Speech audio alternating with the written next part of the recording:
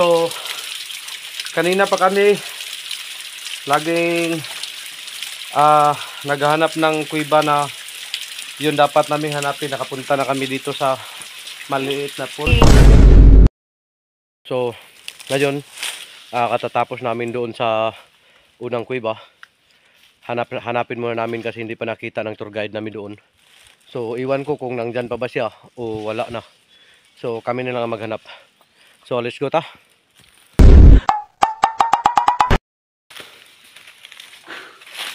So, wala. At pagkatapos naming nakita ang unang kuiba, nagpatuloy kami sa aming paglalakbay hanggang sa umabot kami ng 1 oras ang aming paglalakad hanggang sa nakarating kami. Sa pagpamasin na mo nga basig na ilangob. O sa pagpakita sa Wala langob. tayong magawa. So, ito, walang dumi po ito dahil galing po ito sa bukid. So, pwede po ito inumin. Inom lang kita na ni. Tirada. Limpyo ni siya. Natural spring ni. At habang nagpatuloy tayo sa ating video, huwag kalimutan i-share, like at follow ang ating page para updated pa rin kayo sa ating mga bagong ganap, mga idol. Lungyab na ni. Lungyab na. Kung lungyab na ni, mauna ni. Kaya mo na gingon nilang lungyab. Muna nilang gingon. Lungyab.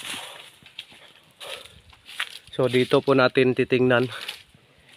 Kasi yung sinasabi nila na may sapa tapos may medyo titip yung sa ibabaw na bahin. Sa may gilid po. So patuloy pa rin kami ni Roger TV tapos yung mga katropa niya. So kanina pa kami laging naghahanap ng kuiba na yun dapat namin hanapin. Nakapunta na kami dito sa maliit na pool. Magdadalawang oras na kami sa paglalakad at paghahanap ng kuiba. Sa hindi inasahang paghahanap, may nakita kaming isang kuiba na hindi inaasahang. Dapat yung isang kuiba na tinatawag nilang Gaston Cave. Iba ang nakita namin. Sa gitna ng isang sapa, may nakatago pa lang isang maliit na kuiba. So may nakita po kami dito na kuiba. So tingnan natin sa ilalim kung ito na ba ang kuiba na hinahanap namin. So ayan. Pero sabi nila dito raw sa may sapa, nasa bandang gilid daw, pero dito meron daw din dito. So dito po sa sapa na ito, marami po tayong makikita na kahit ano. Labi na po dito sa kuiba. So maraming kuiba na maliliit na kuiba. Tapos may ano din. So tingnan natin kung meron ba dito. So pasukin natin. Dito po. So may konting kuiba. Diretso doon sa luyo. So paikot po ito. Pero yung dito papasok sa ilalim. Ayun. So may ano pa rin doon sa kabila. Pero yung pangalawang maliit lang to na kuiba. Yung una, yung kuiba na sobrang nasa ilalim, hindi namin napasok. Kasi medyo kami nano kasi hindi pa yun napapasukan ng mga tao doon. Tapos dito na naman tayo. Pero hindi masyadong malalim to. Ano lang, ikot lang doon sa dulo.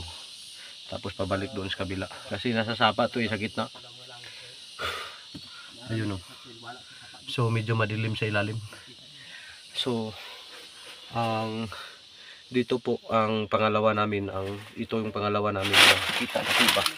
So nasa gitna po ito ng sapa.